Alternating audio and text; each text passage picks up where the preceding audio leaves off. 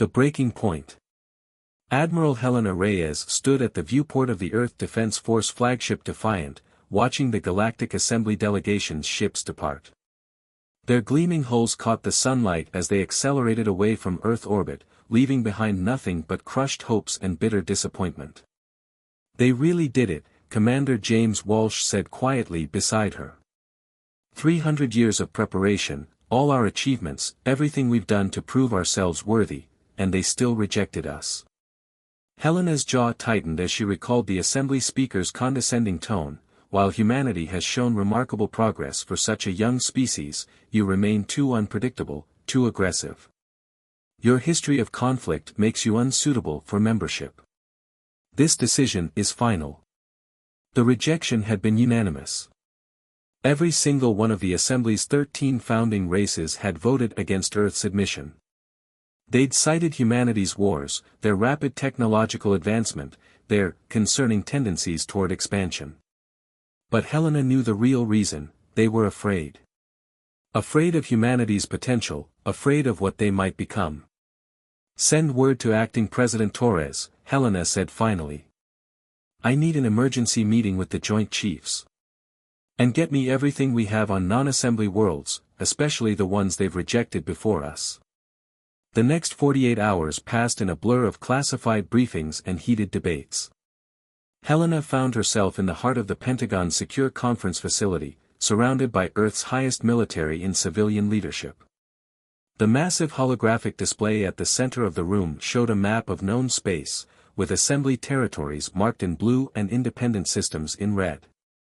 "The Assembly's rejection changes everything," Helena declared, addressing the gathered leaders. "They've made it clear we'll never be accepted as equals. But they've also shown their hand: they fear us. And that fear will be their undoing." She gestured at the map, highlighting several systems. "There are dozens of spacefaring civilizations who've been rejected by the Assembly. The NYRAC, cast out for their genetic engineering. The Volcari, denied for their resource-based economy. The Zenth, rejected for their military traditions. All advanced species, all with grievances against the Assembly." President Torres leaned forward, his eyes narrow. "What exactly are you proposing, Admiral?" "A shadow empire," Helena replied. "We build our own network of alliances, away from Assembly space. We share technology, resources, military strength. We create an alternative to their so-called benevolent leadership. They'll see it as a threat," General Chang warned. "They could move against us preemptively." "Let them try," Helena said. "We'll be ready. The Assembly maintains control through technological superiority and economic dependence. But humanity has always excelled at finding new solutions, new ways forward. We don't need their approval to forge our own path." The debate raged for hours, but in the end, the decision was made. Earth would not accept isolation. They would not submit to the Assembly's judgment. They would build something new. Within months, Helena found herself commanding Earth's first diplomatic mission to NYRAC space. The crystalline spires of their capital city glittered beneath her shuttle as it descended. The NYRAC were humanoid, their iridescent skin and enhanced biology marking them as deviants in the Assembly's eyes. "We know what it means to be judged inferior," Archon Vesear said during their first meeting. The NYRAC leader's multifaceted eyes studied Helena carefully. "But why should we trust humans? Your kind are known for ambition." "Because we're not offering submission or dependence," Helena replied. "We're offering partnership. Equal exchange of technology, mutual defense, and most importantly, respect for your sovereignty and your choices. Everything the Assembly denied you." She activated a holographic display, showing the technological advances Earth was willing to share: breakthrough propulsion systems, energy generation methods, weapons technology. "We've kept our best innovations hidden from the Assembly. They thought they could control us by restricting our access to their tech. Instead, they forced us to develop our own." Vesear's crystalline fingers traced the schematics. "Impressive. But surely you realize what you're starting? The Assembly will not tolerate such an alliance. We're counting on it, Helena smiled. They've ruled through fear and dependency for too long. It's time for something new. Something better. The negotiations lasted weeks, but in the end, the NYRAC agreed. Similar meetings followed with the Valkyrie, the Zenth, and other rejected species. Each new alliance strengthened their position, each shared technology making them more formidable. 1 year after Earth's rejection, Helena stood on the bridge of the Defiant once more. But now she watched a very different sight, a combined fleet of Earth, NYRAC, and Valkyrie ships conducting joint exercises. Where the Assembly saw threats to contain, she saw potential to nurture. Where they demanded compliance, she offered cooperation. First contact report from the Resin system, Commander Walsh announced. Another species the Assembly deemed unsuitable for membership. They're requesting talks. Helena nodded, a slight smile playing at her lips. The Assembly had meant to isolate humanity. Instead, they'd created the seeds of their own opposition. The galaxy was changing, power shifting in ways they couldn't control. And this was only the beginning. Set course for the Resin system, she ordered. It's time to welcome some new allies to our family of outcasts. Seeds of Revolution. Dr. Kira Patel stood before the quantum resonance chamber, her heart racing as she watched the particles dance in perfect synchronization. After 3 years of secretive research in Earth's underground facility on Titan, they'd finally done it. Recording confirmed successful test number 47, she spoke into her lab computer. The quantum field is stable at previously impossible distances. We've achieved instantaneous communication across 2 light years. Behind her, Director Marcus Blackwood let out a long breath. Do you understand what this means, Kira? The Assembly's quantum network only works within a few light minutes. This. He gestured at the chamber, this changes everything. The quantum communication breakthrough was exactly what the growing alliance needed. The Assembly maintained control partly through their monopoly on fast interstellar communication. But now, Earth and its allies had something better. Admiral Reyes needs to see this immediately, Marcus said, already reaching for the secure comm terminal. But Kira held up her hand. Wait. There's more. She pulled up another set of readings. The quantum field isn't just carrying information. In our last 3 tests, we've detected something else. I think we can use it to manipulate space itself. The implications were staggering. Not just communication, but potentially new forms of faster-than-light travel, energy generation, even weapons. The kind of technology that could shift the balance of power in the galaxy. Within days, Admiral Reyes arrived on Titan with an unexpected guest, First Speaker Kral of the Valkyrie, his silver scales gleaming under the lab's harsh lights. The serpentine alien's vertical pupils dilated as Kira demonstrated the quantum field technology. Most impressive, Kral's translator rendered his sibilant speech. But the Assembly will detect such power signatures if we attempt to implement this on a large scale. Not necessarily, Kira replied, pulling up another holographic display. We've found a way to mask the quantum signatures by routing them through naturally occurring background radiation. To outside observers, it'll look like normal cosmic noise. Helena stepped forward, her expression intense. How quickly can we begin manufacturing? Our window of opportunity won't last forever. That's where the Valkyrie come in, Marcus said. Their nanofabrication technology, combined with our quantum breakthroughs, we could have a working network within months, not years. The next 6 months saw a flurry of activity across Allied space. Hidden facilities sprouted on distant moons and asteroids, each contributing to what they called the Liberty Network. The NYRAC provided biological computing interfaces, the Zenth contributed their expertise in stealth technology, and the newly joined Resin brought their mastery of gravitational engineering. But it wasn't just military and technological advancement that occupied Helena's attention. She understood that lasting power required more than weapons and ships. It required a vision people could believe in. "We're not building an empire of conquest," she declared during a secret summit of Allied leaders on Europa. "We're creating a federation of equals. Every member race contributes their strengths, maintains their autonomy, but stands united against oppression." The Liberty Network proved its worth sooner than expected. Assembly probe ships were detected moving through neutral space, investigating rumors of unusual activity. But with their new quantum communication system, the Allies could coordinate their movements instantly, leaving no trace for the probes to find. Kira found herself working closely with alien scientists, each day bringing new breakthroughs as they combined their different approaches to science.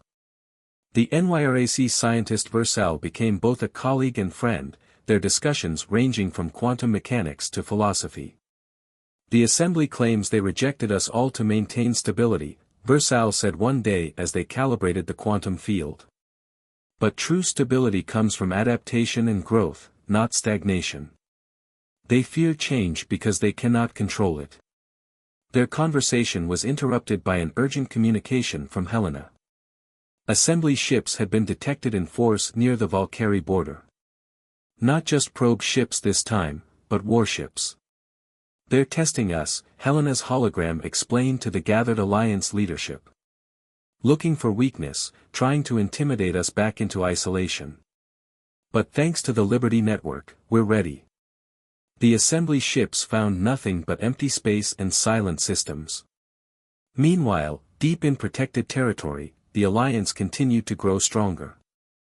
New manufacturing centers came online, producing ships that incorporated technologies from all member races.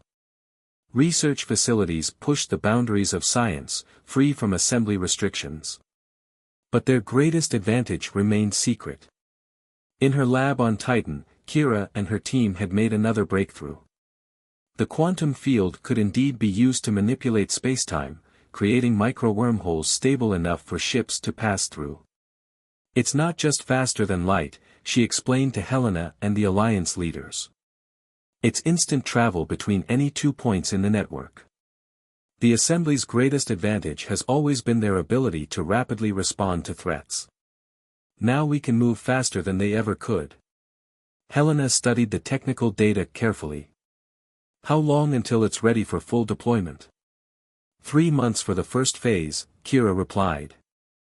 "We'll need the Reson's gravity engineers to help stabilize the larger portals, but the preliminary tests are promising."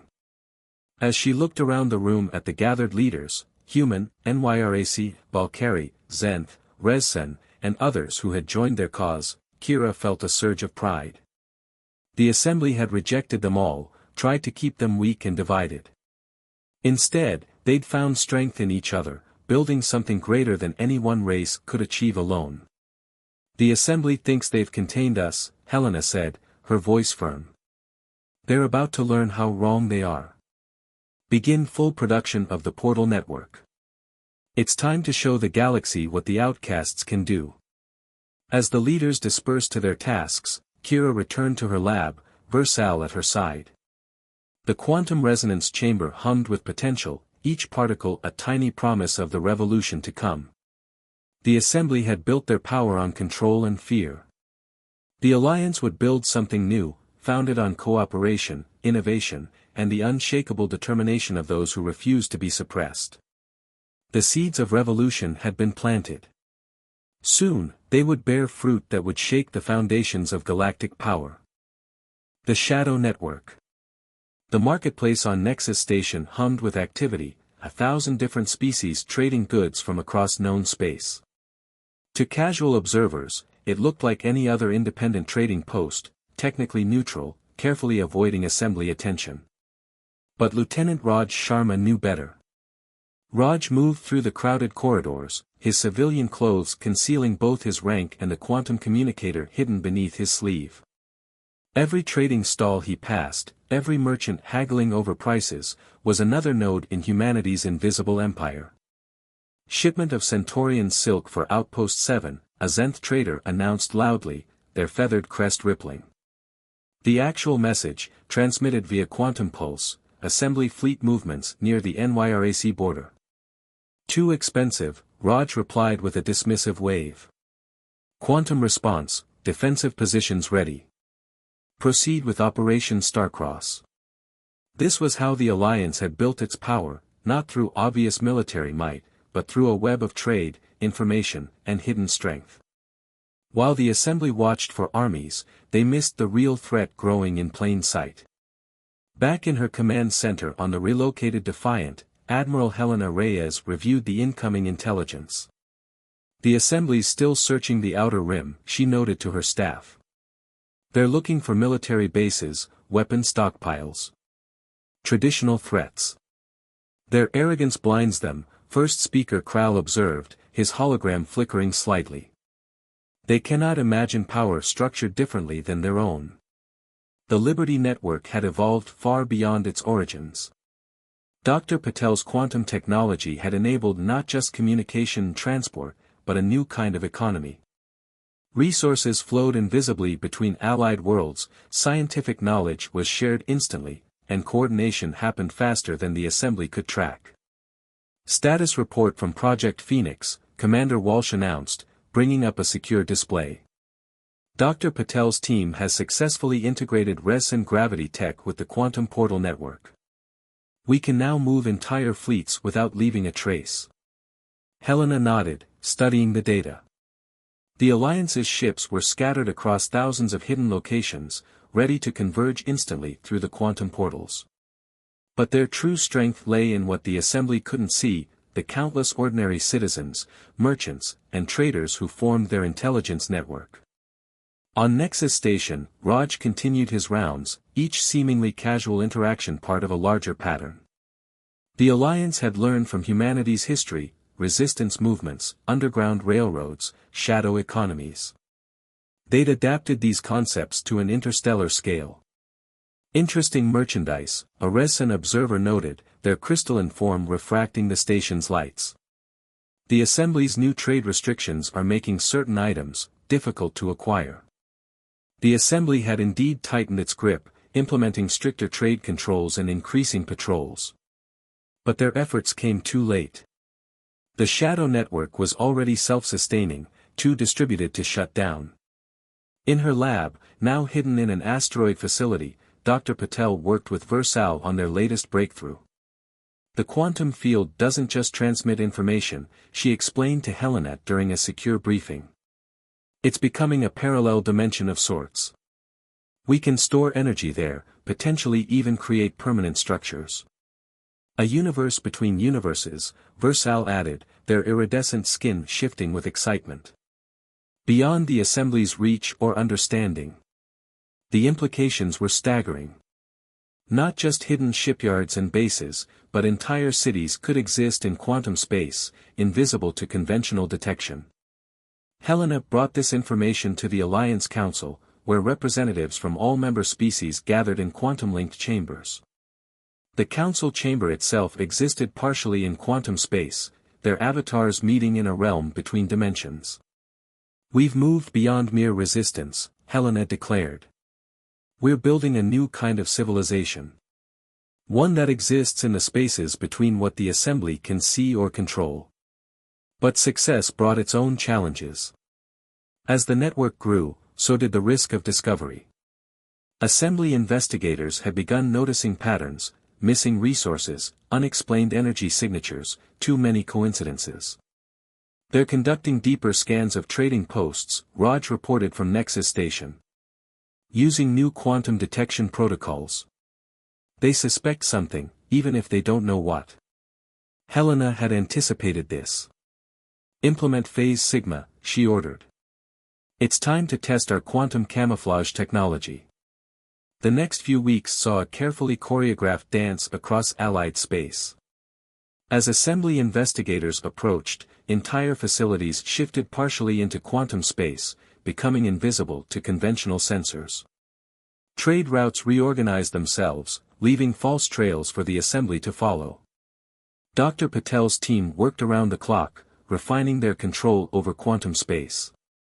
We're not just hiding, she explained to the council. We're creating a parallel infrastructure. Even if they detect one part, they can't comprehend the whole. The assembly's frustration became evident in their actions. Trade restrictions tightened further. Neutral stations faced increasing pressure to accept assembly oversight. But their efforts only pushed more systems toward the alliance. Another delegation from the Outer Rim, Commander Walsh reported. The Tellarite Confederation is requesting talks. They're tired of assembly control over their shipping lanes. Helena smiled slightly. Every act of assembly oppression strengthened the alliance's position. Their shadow network offered an alternative: freedom of trade, exchange of ideas, mutual protection. The assembly believes power comes from control, she told the council. We've proven it comes from connection. Every trade route, every shared secret, every act of mutual aid makes us stronger. As if to demonstrate her point, a priority alert came through the quantum network. Assembly warships had cornered a NYRAC trading fleet, demanding to inspect their cargo. Before they could act, quantum portals opened silently. The helpless traders revealed themselves as Alliance warships, while the real trading vessels had already jumped to safety. Send the message, Helena ordered. Every assembly patrol needs to understand, the galaxy is no longer their private domain. The shadow network had become more than a means of resistance. It was a new model of civilization, one built on cooperation rather than domination. And as more systems chose to join, the assembly's grip on power began to weaken. In his quarters on Nexus Station, Raj composed his daily report. Beyond his viewport, ships came and went, each carrying threads of the invisible web that bound the Alliance together. The assembly searched for armies to fight, fortresses to besiege. But how could they fight an enemy that existed in the spaces between spaces, that turned their own shadows into strengths? The true war wouldn't be won with ships and weapons, but with ideas and connections. And in that battle, the Alliance was already victorious. Turning tides. The assembly warship Eternal Justice dropped out of hyperspace above the colony world of New Haven, its weapons already charging. 6 more assembly cruisers followed, their golden hulls gleaming against the darkness. They had come to make an example of this rebellious world. What they found instead was Admiral Helena Reyes and a combined fleet of the Free Systems Alliance, waiting in perfect formation. Assembly vessels, this is Admiral Reyes of the FSA, her transmission cut across all frequencies. You are attempting to attack a protected world. Withdraw immediately. High Commander Voss of the Assembly Forces felt his crystalline form vibrate with fury. This sector falls under Assembly jurisdiction. Your presence here is illegal and will not be tolerated. The days of Assembly jurisdiction being absolute are over, Helena replied calmly. New Haven has requested our protection, and we have granted it. The confrontation at New Haven marked a turning point. No longer content to operate in shadows, the Alliance had chosen its moment to emerge into the light. Thanks to Dr. Patel's quantum network, they had assembled their fleet faster than the Assembly thought possible. In her command chair aboard the vastly upgraded Defiant, Helena watched the tactical display as more ships emerged from quantum portals. NYRAC bioships slipped into formation alongside Earth vessels. Valkyrie destroyers took up flanking positions. Resin gravitational control ships maintained their defensive screen. They're moving into attack formation, Commander Walsh reported. 7 capital ships, 24 support vessels. Helena nodded. Execute pattern quantum strike. What followed would be studied in military academies for centuries to come. As the assembly fleet advanced, Alliance ships seemingly blinked out of existence, reappearing instantly at new vectors. The quantum portal network didn't just let them travel, it let them fight in ways the assembly had never seen. Dr. Patel watched the battle's telemetry from her quantum lab, Versal at her side. The microportals are working perfectly, she noted. Each ship's quantum field is stable. The Assembly's superior numbers meant nothing against an enemy that could literally choose where and when to fight. Their advanced shields offered no protection against weapons fired through quantum space directly into their midst. "This is your final warning," Helena transmitted as the Assembly fleet struggled to adapt. "Withdraw your forces. The free systems are under our protection now." High Commander Voss faced an impossible choice. His fleet was being systematically dismantled by an enemy that seemed to ignore the laws of physics. Each well-practiced assembly tactic was countered before it could even fully deploy. "Full retreat," he finally ordered, his pride cracking like his crystalline skin. "Return to assembly space." As the golden ships fled, celebrations erupted across Alliance territory. But in her command center, Helena remained focused. "They'll be back," she told her officers. "With everything they have." This was just a probing action. She was right. Within days, the Assembly Council declared the Alliance a threat to galactic stability. Trade with Alliance worlds was prohibited.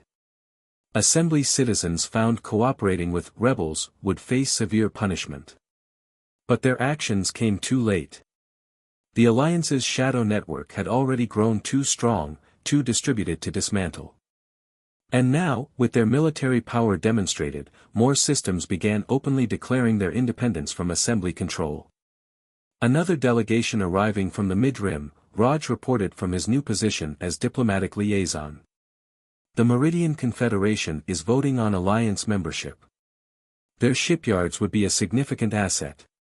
The Assembly had always maintained power through fear and dependency.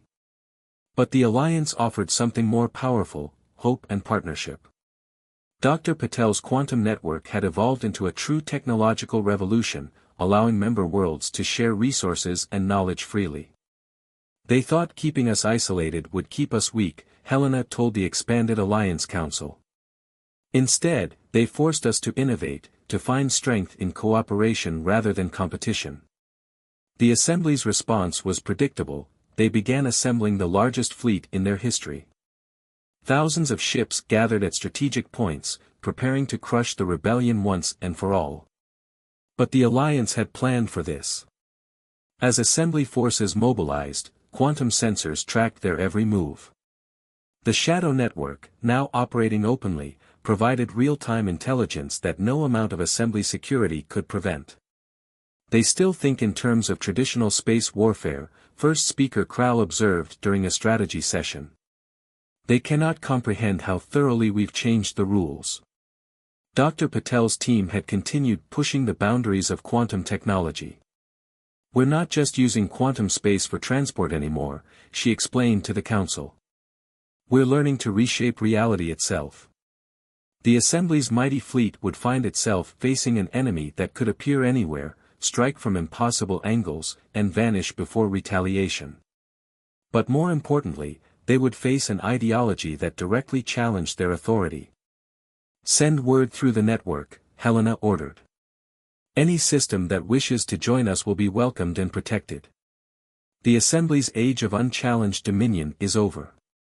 As Alliance quantum arrays activated across the galaxy, as hidden shipyards emerged from their quantum shadows, as newly liberated worlds raised the Alliance banner, the Assembly faced a terrifying reality.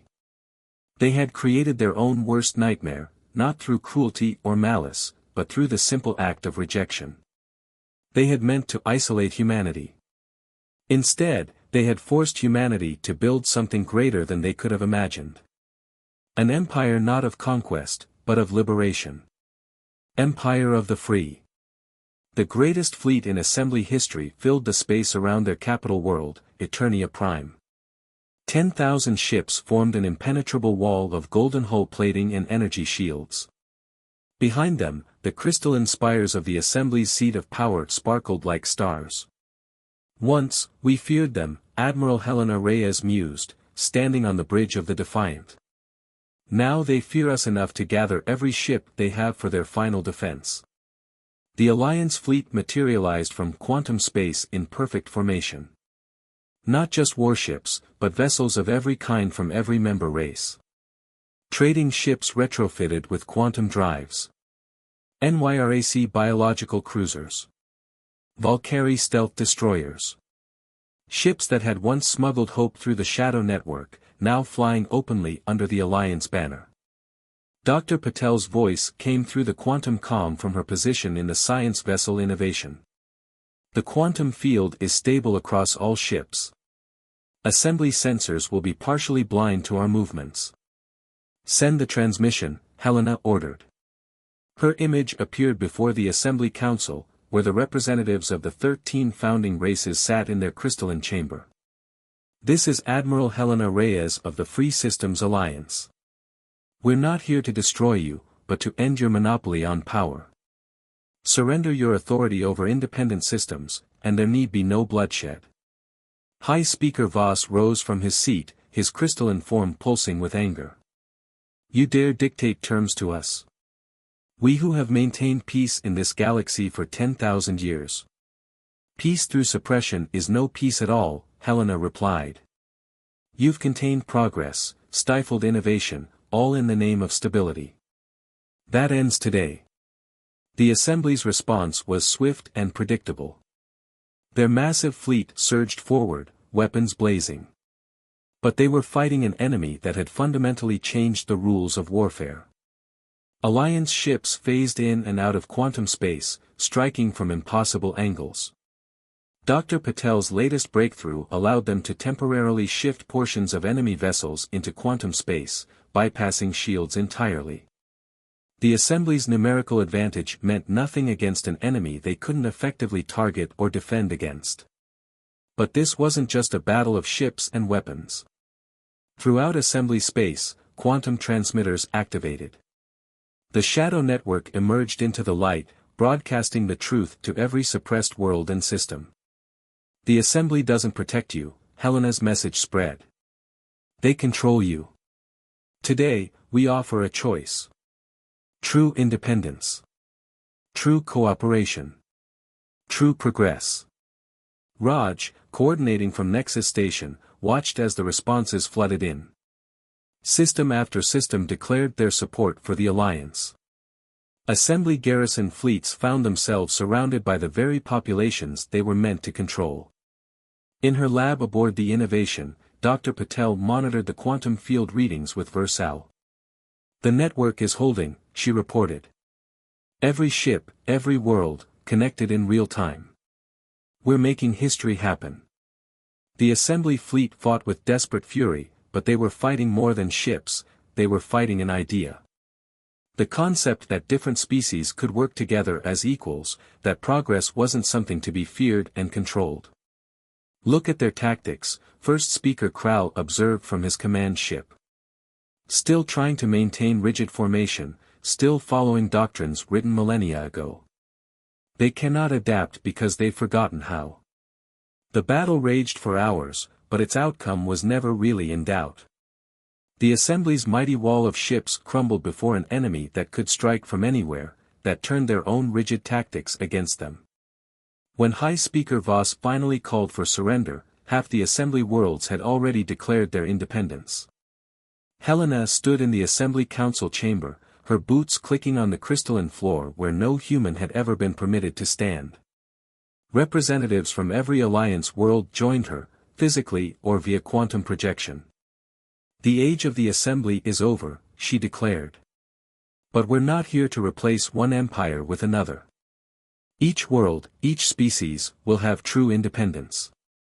The Alliance exists to protect that freedom, to encourage cooperation and progress, not to control or suppress. The terms were generous but firm. The Assembly would surrender its authority over independent systems. Its technology would be shared freely. Its resources would be used to help develop worlds they had kept deliberately primitive. You think you've created something better? Voss demanded bitterly. Your precious freedom will lead to chaos. No, Helena replied. It will lead to growth. To innovation. To a future where we face challenges together instead of fearing each other's potential. In the years that followed, the galaxy changed dramatically. The quantum network, no longer hidden, connected worlds and species in ways the Assembly never imagined possible. Trade flourished without restrictive controls.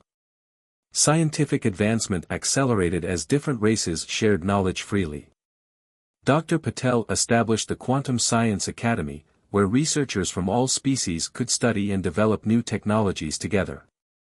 Raja's diplomatic corps ensured that even former assembly worlds were integrated fairly into the new galactic community.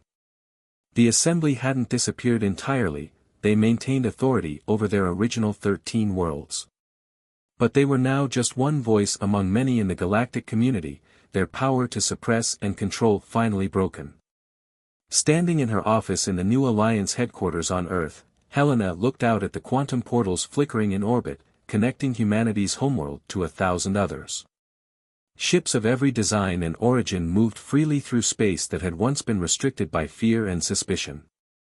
They thought rejection would contain us, she murmured. Instead, it freed us to build something greater than they could imagine. The irony wasn't lost on anyone.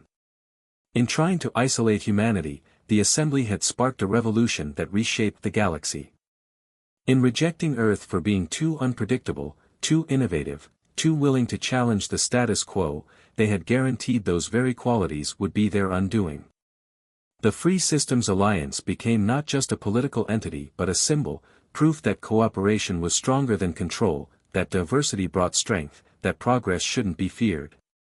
And at its heart was the simple truth that had started it all: sometimes rejection wasn't an end, but a beginning. A beginning that changed everything.